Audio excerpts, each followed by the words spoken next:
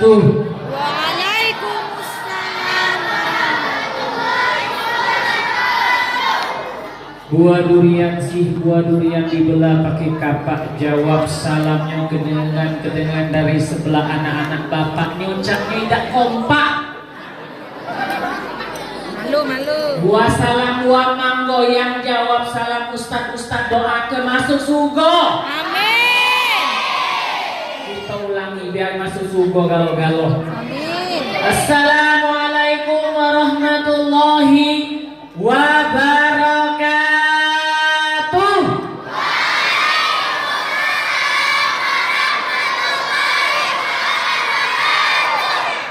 Subhanallah.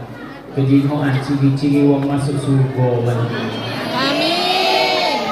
Siapa yang pengen cepat masuk surga angkat tangan. Bapak-bapak aku pengen masuk surga. Ya kata yang nunjuk. Astagfirullahaladzim. Coba Ustaz ulangi lagi, siapa yang pengen cepat masuk surga angkat tangan. Anak-anak Ustaz kasih tahu, syarat masuk surga itu pertama beriman, yang kedua beramal soleh, yang ketiga mati dulu.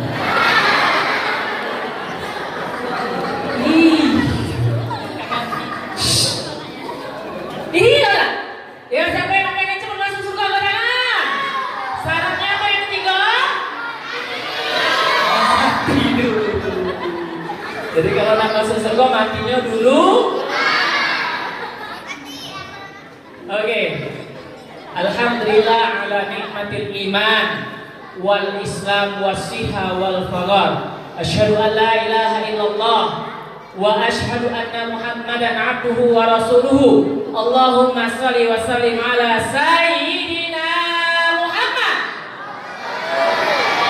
wa ala alihi wa sahbihi ajmain, amma ba'd. Qala Allah Ta'ala fil Qur'anil Karim. A'udzu billahi minasy syaithanir rajim. Bismillahirrahmanirrahim.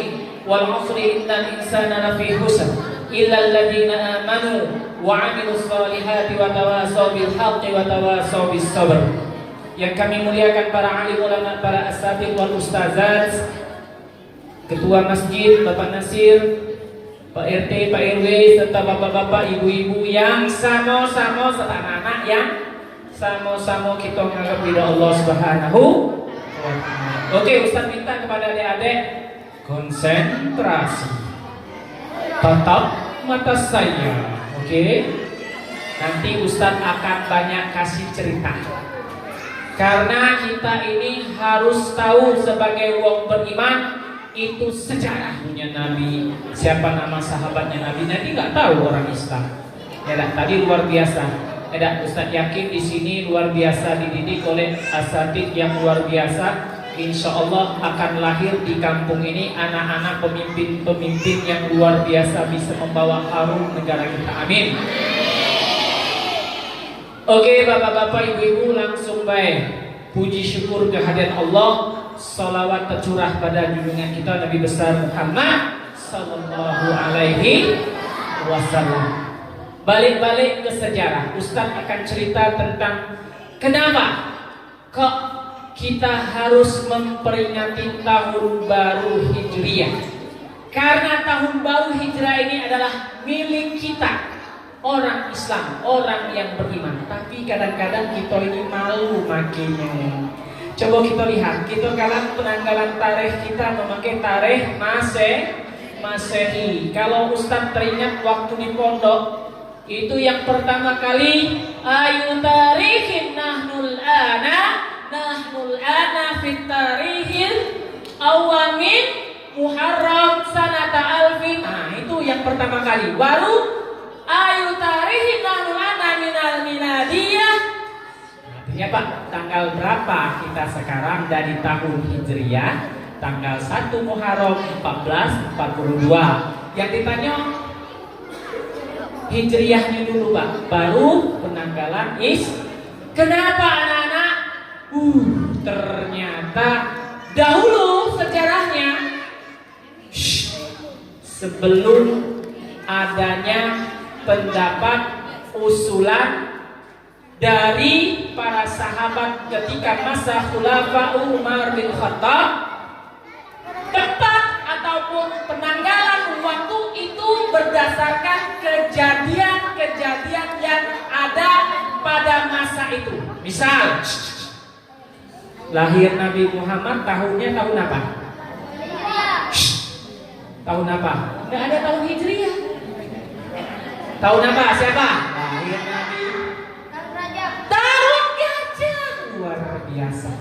Kenapa kok nggak ada tahun berapa Hijriah? Kenapa? Karena memang pada saat itu orang Islam, umat Islam belum ada penanggalan tahun Hijriah. Makanya dahulu memakai apa? Masa apa yang terjadi pada saat itu. Misal, lahirnya Nabi Muhammad disebut dengan tahun gajah. Amul Fil. Kenapa? Karena pada saat itu ketika lahir Nabi Muhammad, siapa yang menyerang kota Mekah? Ayo, siapa namanya? Yang dipimpin oleh Abraham. Menyerang kota Mekah, menghancurkan kota Mekah. Tapi karena Allah tidak ridho, akhirnya tentara itu dibunuh pakai burung kecil membawa batu ababil. Dulu waktu ketika Khadijah Al-Kubra meninggal dunia, siapa paman Nabi? Siapa yang tahu paman Nabi siapa? Abu Thalib meninggal dunia. Pada saat itu tahunnya itu dikenal dengan Ta'amul Huzn. Amul Huzn, tahun kesedihan. Nah, ketika Abu Musa Al-As'ari mengirimkan surat kepada Umar bin Khattab tentang kegiatan-kegiatan pemerintahan, akhirnya Umar bin Khattab bingung. Ini sejarahnya. Bingung, yang mana dulu ini yang mau diduluin suratnya? Mana dulu ya? Bingung. Akhirnya Umar bin Khattab mengajak para sahabat bermusyawarah. Untuk apa? Untuk mencari atau untuk menjadikan tarikhul Islam milik orang Islam itu sendiri. Akhirnya macam-macam pendapat. Ada yang kelahiran Nabi, ada yang ketika Nabi meninggal, ada yang ketika Nabi mendapatkan wahyu yang pertama, dan ada juga yang memberikan pendapat tahun baru Hijriah dimulai dari hijrahnya Nabi Muhammad Sallallahu Alaihi Wasallam dari kota Mekah ke kota Yasrib. Apa kota Yasrib artinya? Kota bawa sial.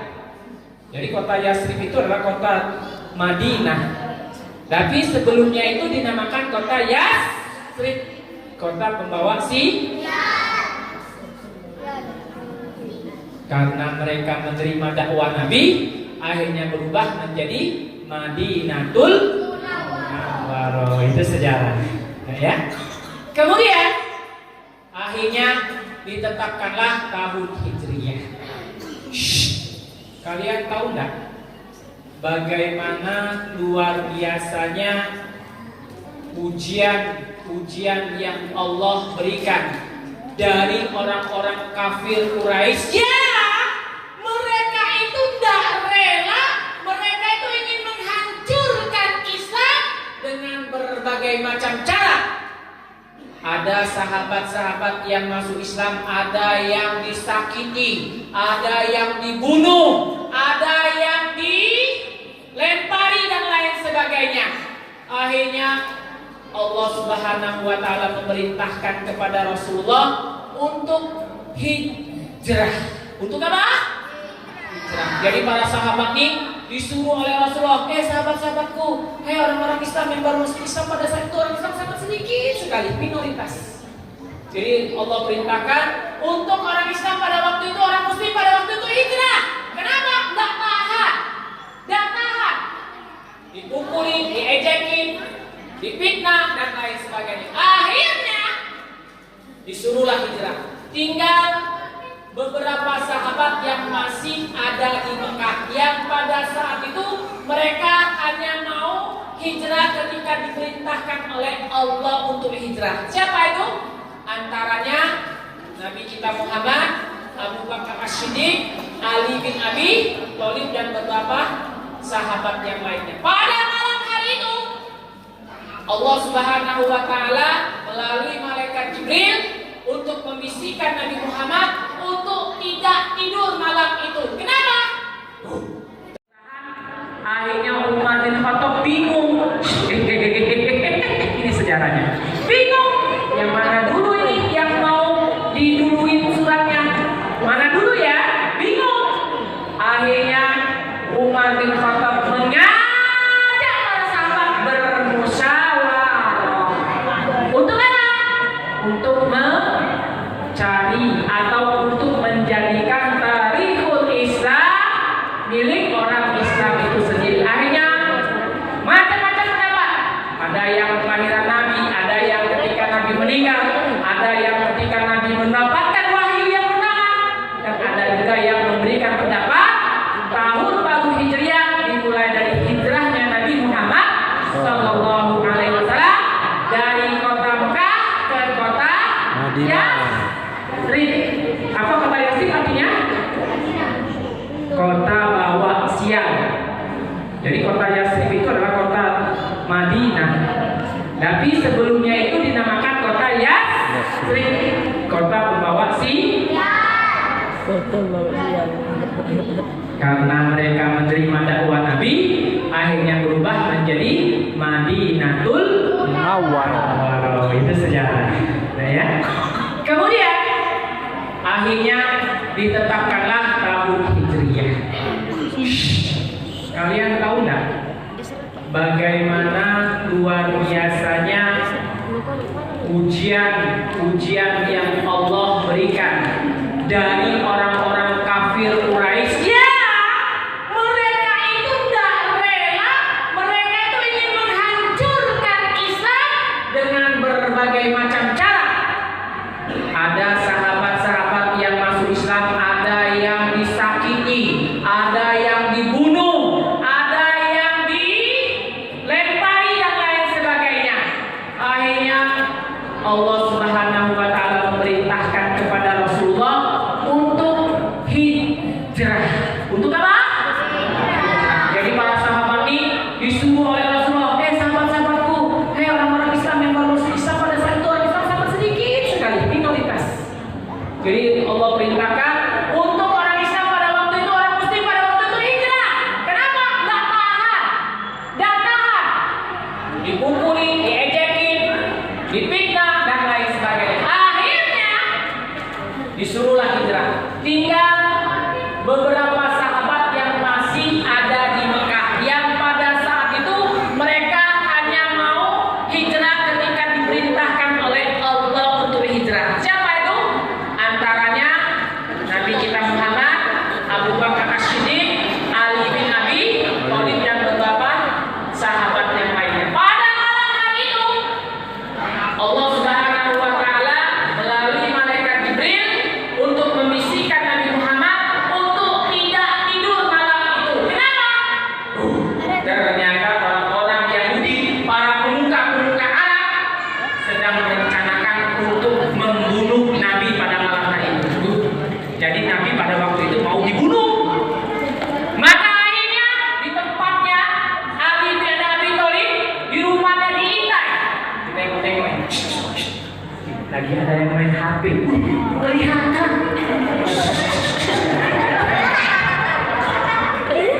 Iya. Dan yang diintai itu Rasulullah. Dilihatnya Rasulullah lagi tidur di. Ternyata Allah Subhanahu wa taala menyuruh Rasulullah keluar dari rumahnya sepertiga malam bersama Abu Bakar As-Siddiq. Kemudian Ali bin Abi Thalib rela gantikan posisi tidur Rasulullah. Yang tidur akhirnya diganti oleh siapa? Ali bin Abi Thalib. Tidur Ali bin Abi Thalib. Akhirnya Rasulullah keluar. Anak-anak, ketika Rasulullah keluar ini hebat ini. Ya, Rasulullah punya apa namanya ilmu hebat. Ini hebat tidak amalkan, bisa hebat. Jadi ketika keluar Rasulullah melemparkan pasir ke arah orang-orang yang lagi jaga-jaga, lagi ngintip-ngintip Rasulullah, siap untuk bunuh Rasulullah.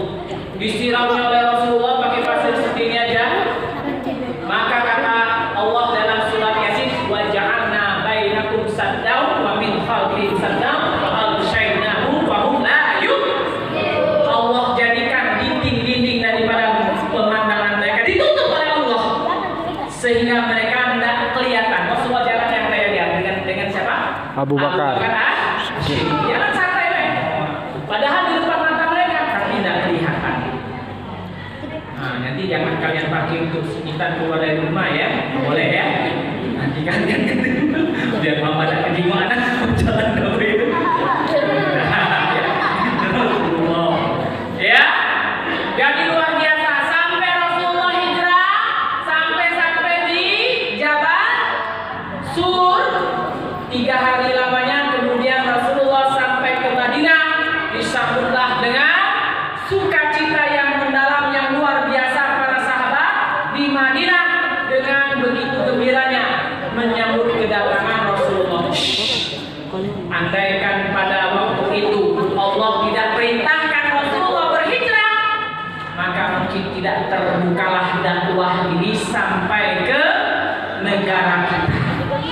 Kita ini hasil perjuangan tetes darah keringat para sahabat yang memperjuangkan agamanya, yang memperjuangkan meninggikan kalimat la ilaha illallah agar kita mendapat ridha Allah. Nah, yang menjadi catatan kita yang kita ambil daripada peristiwa ini semua, maka Allah Subhanahu wa taala menciptakan kesuksesan, kebahagiaan, kesejahteraan dunia sementara, akhirat yang selama-lamanya itu hanya dalam amal-amal agama. Itu sudah jadi keputusan Allah SWT. Tahu nggak? Para sahabat ini luar biasa telah mendapatkan ridha Allah. Kenapa? Karena asbab pengorbanan mereka dan amal-amal agama yang mereka lakukan. Apa yang mereka lakukan? Para sahabat memperjuangkan agama sehingga Allah ridho kepada para sahabat. Kemudian kenapa kok mereka bisa amalkan agama secara sempurna? Ternyata anak-anak, Ustadz Pak Fahmi, Ustadz akan kasih tahu kenapa mereka kok bisa mampu amalkan agama secara sempurna. Karena mereka ini memiliki sifat-sifat yang mulia yang hasil daripada tarbiyahnya Rasulullah. Apa sifat yang mulia yang mereka miliki? Yang hari ini insya Allah secara singkat Ustadz akan menjelaskan. Yang pertama, mereka memiliki sifat yang mulia. Mereka memiliki kalimat-kalimat la ilaha Muhammadun. Mereka memiliki hakikat kalimat dua ini. Jadi bukan cuma diucapkan, tapi hakikat kalimat ini masuk dalam hati mereka sehingga aplikasi dalam perbuatannya luar biasa. Kenapa? Kalimat ini dampaknya kepada manusia dahsyat sekali. La ilaha illallah, tiada Tuhan selain Allah. Bagaimana kalimat hakikat la ilaha illallah ini tertanam, tercancap di dalam hati mereka sehingga mereka ucapkan dengan lisan, mereka yakini di dalam hati, dan aplikasi dalam perbuatannya mereka selalu merasa Allah mengawasi, Allah hadir. Makanya ada percaya diri, keyakinan yang penuh Allah menyertai, maka mereka berjuang untuk meninggikan kalimat la ilaha illallah. Ini hari hadirin ya bapak-bapak, ibu-ibu, kita ini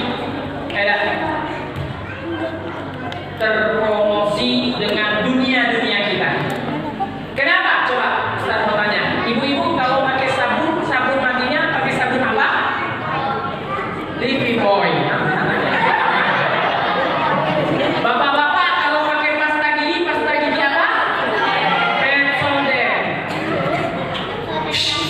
Ustaz tanya, kenapa kita jawab ketika ditanya pasta gigi Pepsodent? Karena setiap harinya, dahulunya, yang pertama kali kita dengar, yang pertama kali kita lihat, yang pertama kali kita saksikan, yang muncul promosinya adalah Pepsodent. Kalau sabun, Menyari, kita dipromosikan oleh Cek Lona. Apa? Cek Lona. Kenapa? Hari demi hari yang tak buka apa? Cek Lona yang muncul. Hari demi hari kalau tengok TV yang keluar Cek Lona. Jadi ingatnya menyari wong mati ketakutan karena apa? Karena Cek Lona. Bagi kematian tidak galak kenapa? Kaget kena Cek Lona. Tahu tak Cek Lona? Ustaz kasih tahu. Dengerin. Cek Lona itu kecil besar.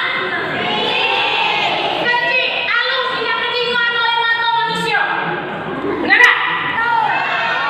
Tapi anak-anak, adik-adik, 6 bulan kita ditakuti, dihantui dengan ketakutan dengan Cek Lona. Kenal Cek Lona ni. Ini bahaya. Ini bukti survei Pak. Pertama, mamang aku, adik emakku di dosen tidak mau Cek Lona. Asal dibongkar bungkusnya Cek Lona. Itu yang pertama. Yang kedua, tetangga aku 25 tahun meninggal dunia. Masa gila? Apa ya? Bukan kita ingin dan lain sebagainya. Ini kenyataan yang ada. Kenapa? Karena Cek Lona dibesar-besar. Tetangga kami 25 tahun meninggal. Bawa ke rumah sakit, langsung nak dirinya langsung dibawa oleh tetangganya, langsung dibawa oleh bapaknya. Akhirnya kena Cek Lona buruk. Nah, langsung dibawa. Tak jadi. Tadinya nanti Cek Lona buruk. Yang terakhir, murid Ustaz dewek. Murid Ustaz ngaji di Poligon. Itu heboh sampai wong takut pergi ke masjid. Gara-gara Cek Lona. Kenapa hadirin yang berbahagia? Karena inilah hasil dakwahnya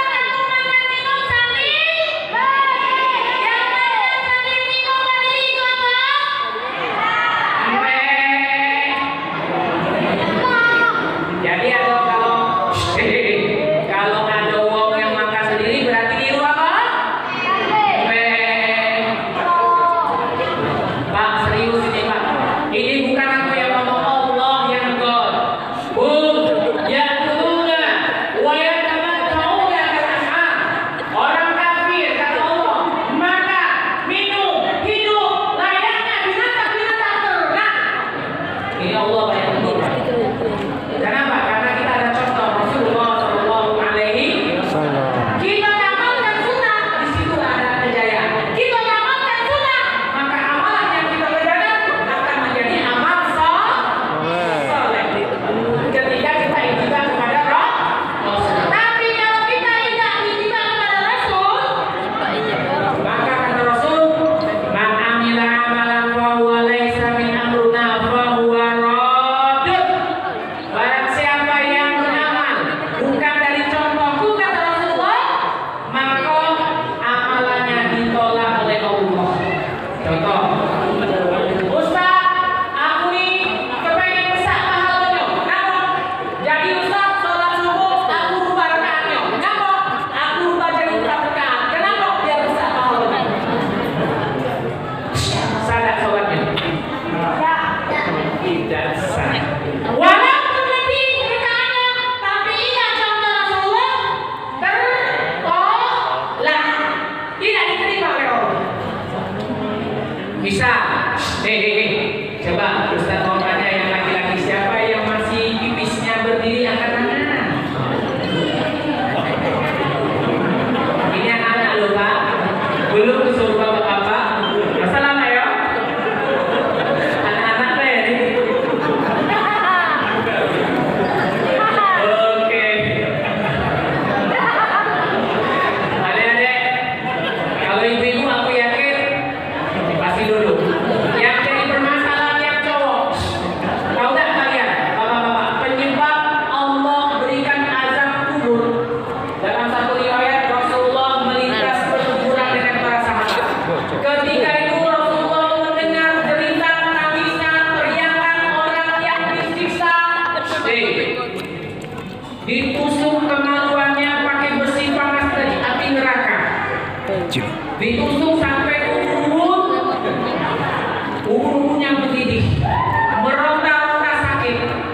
Para sahabat bingung melihat Rasulullah bercucuran air mata, merasakan sakitnya orang yang disiksa dalam kubur.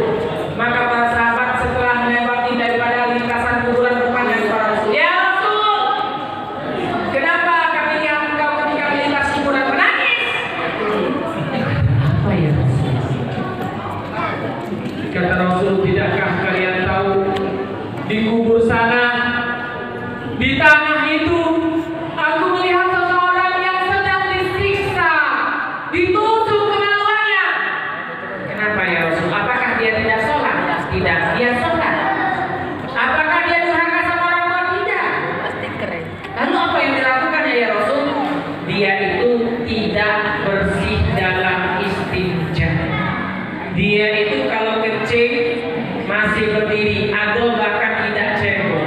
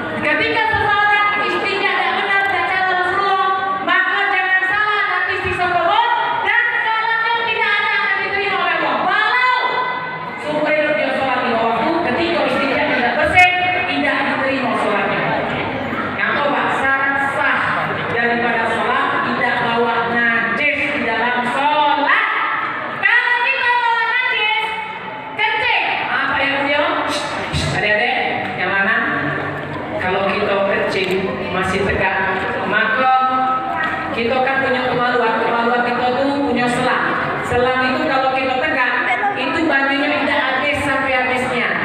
Tapi kalau kita posisinya jongkok, duduk semacam ini, kemudian kita sambil dengar, kemudian kita urut, insya Allah itu akan keluar mengalir benar. Tapi ketika kita baca ini, kita nak buktikan yang masih ngalir atau tidak? Bapak-bapak ambil tisu, taruh di sepak. Serius Pak, aku nak buktikan kalau kencing kita itu, kalau kita tadi sudah habisnya, buktikan. Kita sholat, saat kita jongkok, kita rukuk, keluarlah sisa daripada air kencing yang kita kencingnya tegak. Apa yang terjadi? Sholat kita berarti membawa najis. Maka bapak-bapak, ibu-ibu, bapak-bapak khususnya yang sudah dapat ilmu ini, jangan sampai kita nyesel kakek najis di akhirat 80 tahun, 70 tahun sholat, maka dalam hadis dilemparkan masalah kain buruk ke muka kita. Sholat kita tidak diterima oleh Allah. Perkara istri yang harus dibilangin. Muka bapak-bapak, ibu-ibu, maaf, aku tegas menyampaikan hal yang semacam ini. Anak khawatir kakek. Kita yang hadir di sini merasakan penderitaan yang sangat dalam. Kenapa sholat kita tidak diterima oleh Allah? Yang ketiga itu, Rasulullah itu para sahabat memiliki sifat sholat khusyuk wal khudu. Sholat khusyuk wal khudu. Apa sholat khusyuk wal khudu? Sholat khusyuk adalah konsentrasi hati batinnya bersandar, yang dipikirkannya adalah hanya kebesaran Allah. Allah Maha Besar.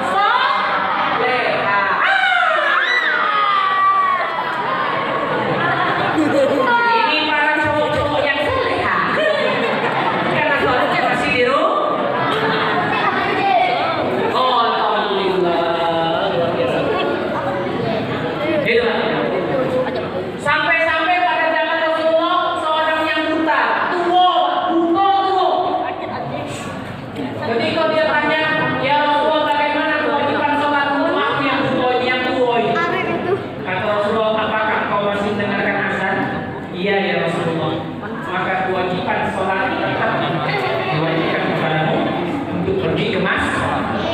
Memang para mufakat ulama, 3 ulama yang menyatakan sunnah muakkadah, 1 ulama yang menyatakan wajib.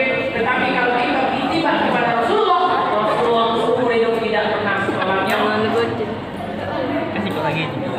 kecuali di mas. Maka hadirin bahagia, setuju tak setuju, senang tak senang, kita sebagai laki-laki itibarnya kepada Rasulullah SAW. Kemudian ada yang bertanya, ya seorang murid bertanya dengan gurunya, wahai guru, aku ini pengen dapatkan sholat khusyuk, cak mana belajarnya caranya? Ini ada dalil, kata guru tadi mudah. Syaratnya besok, kau hari ini kau balik dulu, besok kau datang lagi bawa kopi susu, pakai cangkir, pakai tekonya, pakai tutupnya maksudnya. Akhirnya si murid kepengen belajar sholat khusyuk boleh. Akhirnya bawa teko dia bawa cangkir, bawa ini. Oh iya, dengan senangnya dia berlari-larian datang pada guru. Guru, aku tak belajar. Ingat, akhirnya dijingok oleh bapak gurunya. Balik lagi ke sana. Kenapa? Susu kau ditumpah. Sekarang kau bawa susu ini supaya tidak tumpah. Cak mana caranya? Besoknya datang lagi, bawa lagi. Sampai sini masih tumpah juga guru dikit. Pokoknya belajar. Cak mana caranya supaya susu ini tidak tumpah dan bahkan tidak tetes ke apa tutup atasnya itu. Akhirnya dengan sangat berhati-hati dicoba. Beberapa hari sampai sebulan nyobonya. Akhirnya hari ke-30 dia sukses berhasil bawa kopi itu tanpa tumpah dan menetes di atas tutup itu.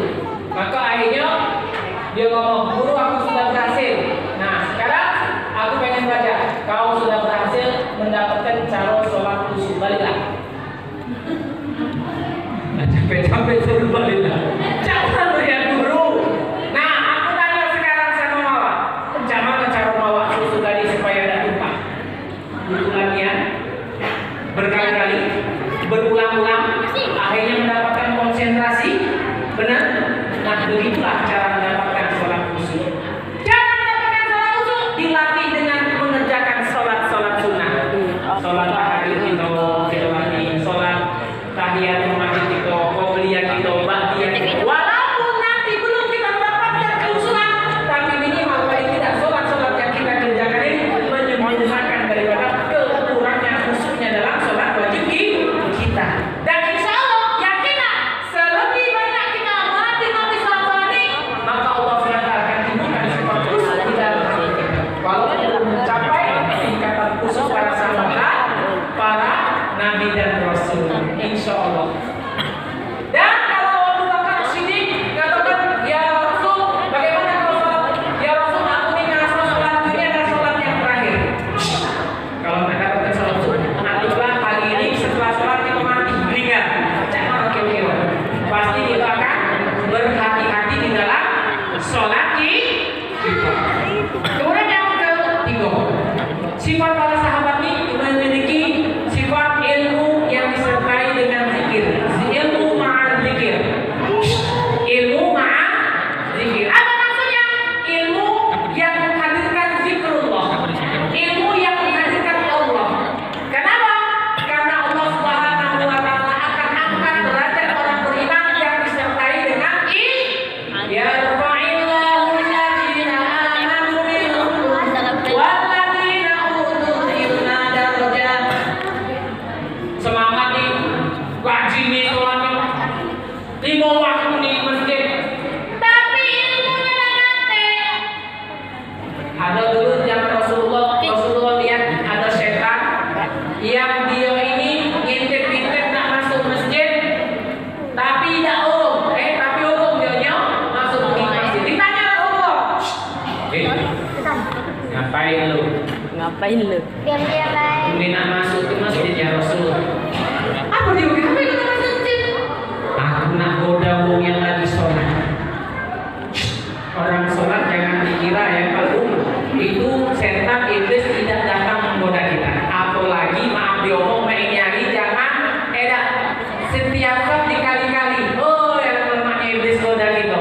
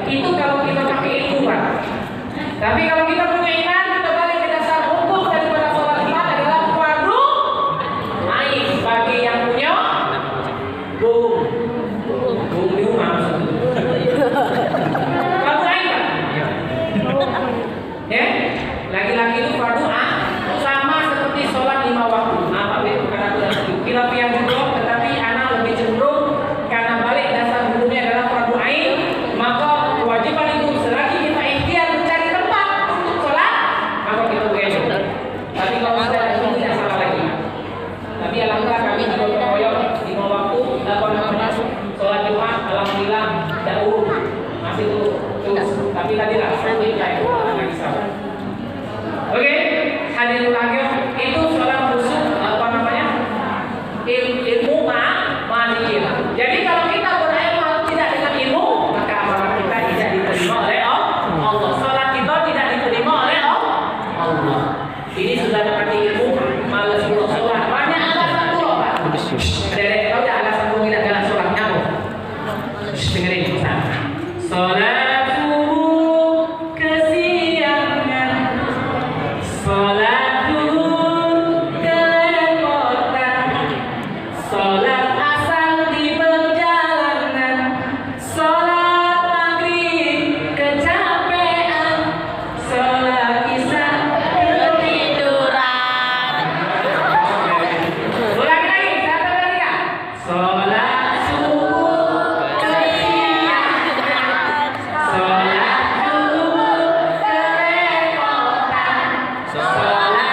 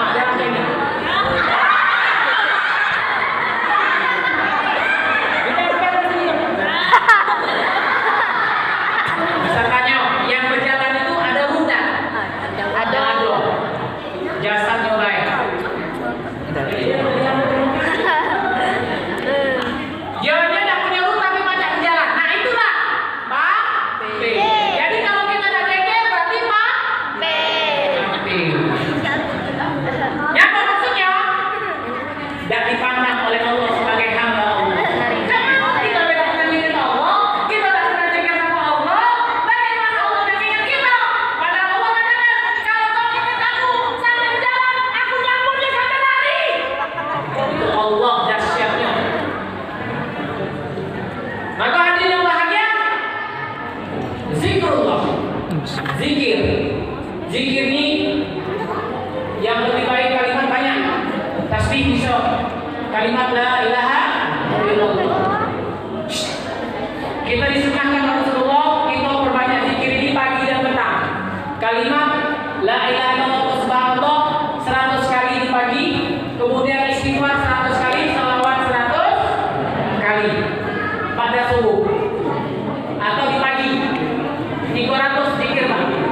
Kemudian di sore hari pada asar tasbih subhanallah walhamdulillah la ilaha illallah 100 kali, istighfar 100 kali, salawat 100 kali.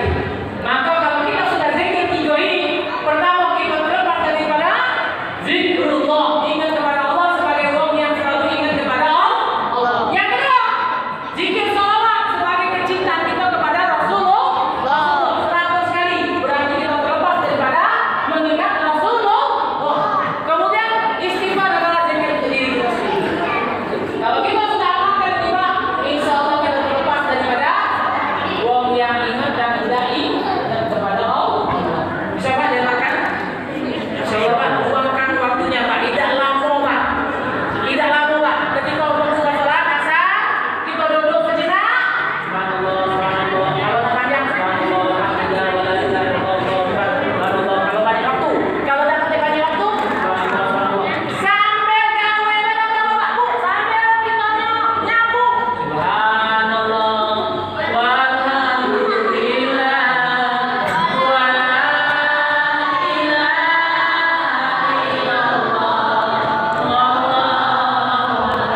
kalau ngajak budak tidurnya tasbih 100 kali. Sanggup? Ini cuma 100 kali. Rasulullah itu banyak dapat dosa, maksum daripada dosa. Kita ni mesum. Bukan dosa. Hidup kita ni Pak, kalau Rasulullah tu ada banyak dikit tengoknya, masa kita dikit-dikit Rasulullah tu banyak dikit Pak, makanya kita ni dikit-dikit Pak. Kamu deh, dikit-dikit sama Rasulullah. Ada, jangan zikir kepada Allah, jangan jadi apa? Tadi mati tadi kan. Jadi kita jangan bermacam-macam, jangan main ini. Kita ni ingat diri kita Allah SWT. Ibu. Kata Rasulullah, ya, maka yuridu harsal akhirah nazid lahu fi harsihi. Bapak-bapak, wa man kana yuridu harsad dunya nu'tihi wa lahu fil akhirah min nasib. Kata Allah, barang siapa ketika hidup di dunia dia hanya mencari dan barang siapa hidup di dunia dia menguntung atau dia lebih mencari keuntungan akhirat, memperbanyak zikir, membaca Quran, sholat tahajud, sedekah, utamanya adalah amal agama, maka Allah akan jadikan kehidupan dunianya menjadi berkah. Percaya Bu? Ini Allah yang ngomong. Tapi kata Allah Pak Bu, barang siapa ketika dia hidup di dunia cari duit baik, pikirannya macam mana caranya dari kaya, monyet. Monyet Pak, kalau kita cuma cari rakus dengan dunia dikasih kaya banyak. Banyak, hartanya banyak, punya milik kamu mungkin dunia lagi tapi kalau Allah lalu fil akhirah kami tidak ada bagian akhirat dunia. Kiamat begitu tadi kan, tidak ada ketenangan di sini kalau ingat. Wong yang mencintai dunia, andai dunia ini Pak dimiliki atau dunia ini menjadi satu kebahagiaan, maka orang yang paling bahagia adalah Qarun laknatullah alaihi. Andai wong yang ibarat wong yang punya harta dan kebahagiaan, kesuksesan, maka Qarun lah yang paling berhak mendapatkan kesuksesan itu. Andai ketenangan, kejayaan itu didapatkan dengan jabatan yang tinggi, mungkin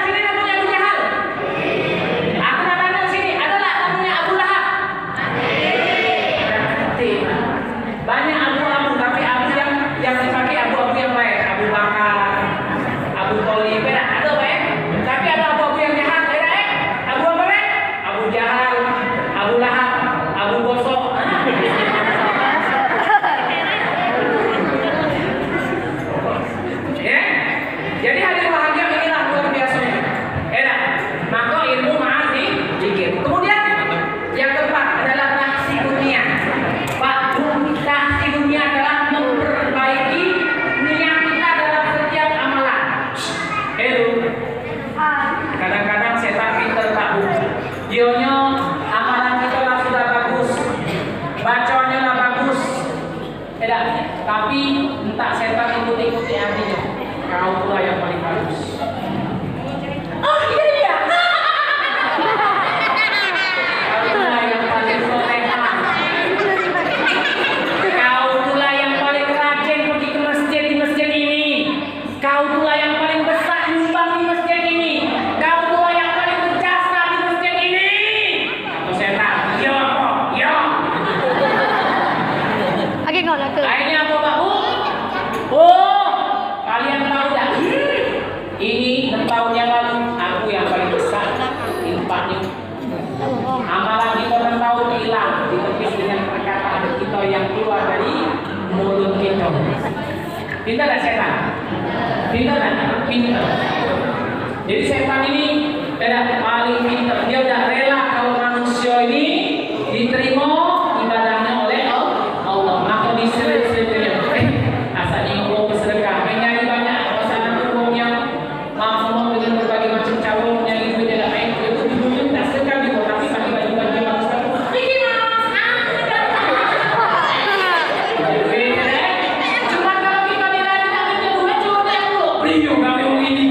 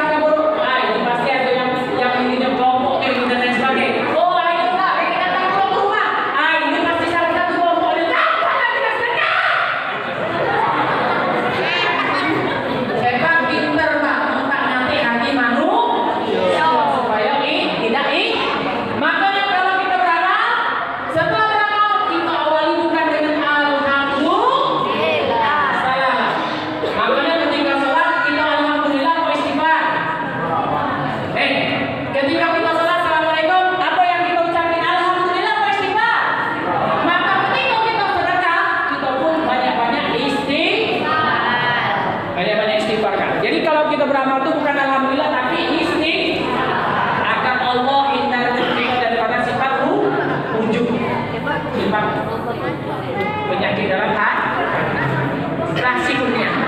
Kemudian selanjutnya adalah ikramul muslimin. Singkat nih Pak, kalau yang banyak bertambah banyak. Ikramul muslimin memuliakan sesama muslim. Kita lihat kepada apa? Memojokkan sesama muslim. Kita ini kadang-kadang demi kepentingan kita rela uang lain binasa dan lain sebagainya. Inilah sifatnya manusia. Wong yang paling harus kita ikrami adalah wong yang paling berjasa dengan kita. Siapa? Makmu. Siapa? Makmu ya. Yang harus kita ikrami pertama adalah orang tua yang paling berjasa. Yang kedua, pasangan hidup kita. Suami, istri, suami. Kata Rasulullah, khairukum li ahli. Ana khairukum li ahli. Semulia-mulianya seorang laki-laki adalah mereka yang paling baik terhadap keluarganya. Dan aku adalah orang yang paling baik terhadap istri. Jadi kalau kita terhormat di masyarakat tapi tak bisa baik dengan anak kita, asal dikit kebuk, asal dikit kocok, asal dikit ini dan lain sebagainya, berarti kata Rasulullah dalam katanya sebejat-bejatnya laki-laki adalah wong yang tidak pandai, wong yang tidak bisa mempergauli daripada keluarganya dengan baik. Kemudian apa lagi Pak? Tetapi ketika sakaratul mautnya dia tidak bisa mencapai kalimat la ilaha, ditanya oleh sahabat, ya Rasulullah, apa sebabnya? Oh ternyata kata sahabat, dia itu kenapa ya Rasulullah? Maka kata Rasulullah, dia ini adalah datangi umatnya, datangi ibunya. Maka ketika didatangi ibunya, kata umatnya, dia bukan anakku. Kenapa? Memang waktu dia masih bujang, dia anakku. Tapi ketika dia sudah berkeluarga, dia tidak pernah memuliakan lagi, lebih memuliakan istrinya. Kenapa ya Rasulullah? Akhirnya si ibunya tadi tidak mau datang, maka kantor sosial akan kayu bakar. Ketika disiapkan kayu bakar, terakhir diberikan kesempatan kepada ibunya untuk menjenguk. Ketika dijenguk, maka terucapkan kata-kata ikhlas, maka keluarlah kalimat apa? La ilaha illallah. Inilah memuliakan kedua orang tua. Kemudian yang terakhir adalah dakwah ilallah fisabilillah. Sifat para sahabat adalah dia ini menjadikan dakwah itu adalah kerjanya. Orang Islam itu kerjanya kerja dakwah, bukan kerja dagang, bukan kerja guru, bukan kerja profesi, Pak ya. Jadi sebetulnya kerja kita itu adalah kerja dakwah. Jadi salah Pak, kita nih karena tidak tahu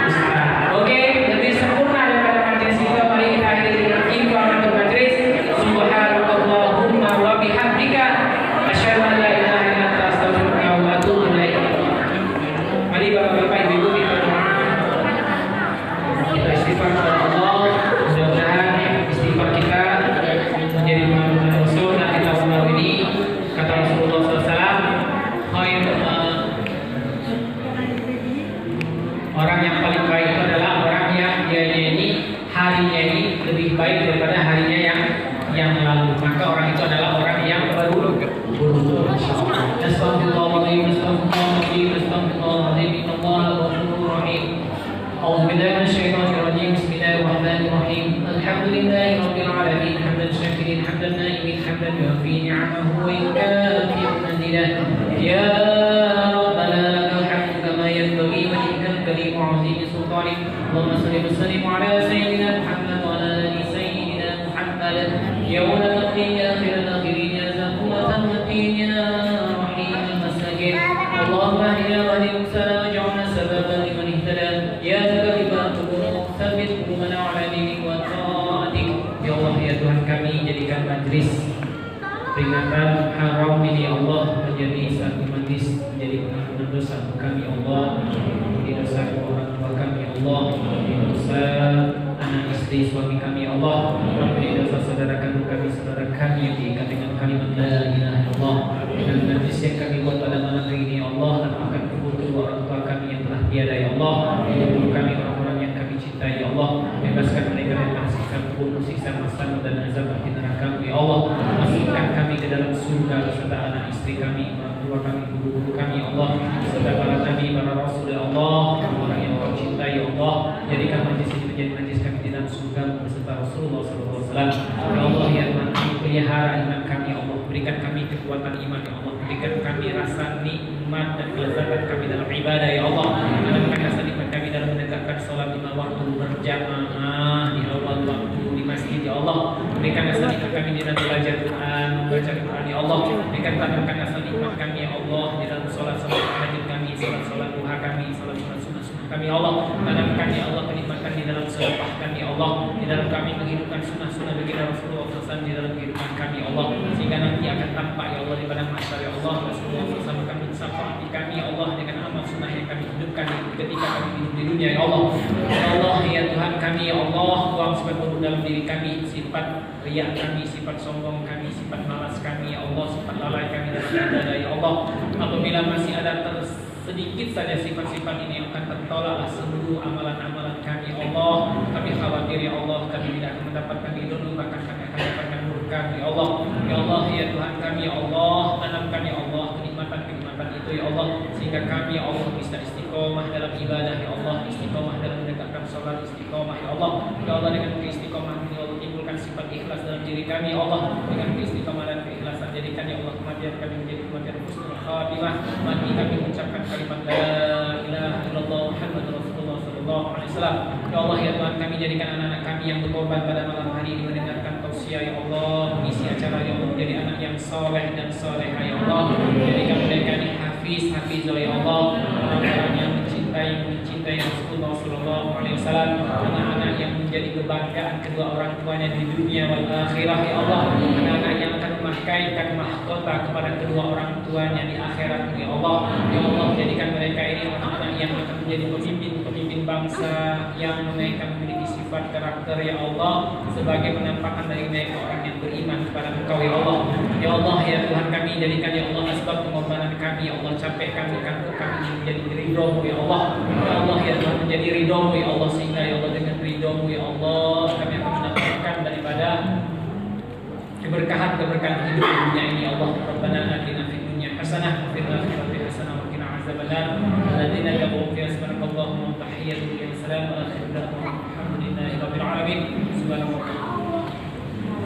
Assalamualaikum warahmatullahi